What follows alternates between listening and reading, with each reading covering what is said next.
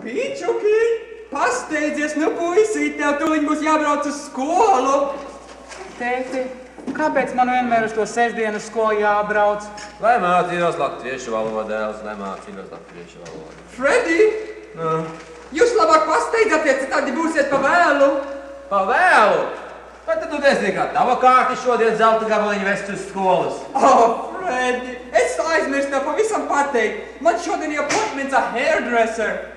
Ar hairdresser? Tad pagājušo weekend bija appointments ar hairdresser. Mēs vakarā ejam pie Kalniņiem uz baby shower, tādēļ lūdzu aizved tūliņu uz skolu. Paklausies, Hani, man jābrauc uz kārvašu, pēc tam man jābrauc uz golfla, mani golfiņi teica, maniem darbadiem, jaunais boss tur būs. Es nevaru šitāds viss lietas darīt. That's all right, dearie. Aizved zelta gabaliņu uz skolu, tad nomazgā kāru, pa ceļam piesties pie cleaner, nodara pie laundry, uzpik pie buttermilk and fresh fruit in the supermarket. Oh, listen, Selma, I'm sick and tired. Do this, do that, go here, go there. What do you think I am? I'm sick. That's not it, Fred, I swear it. Don't you dare raise my voice. Oh, you be quiet. Ko tu iepiņ gribi?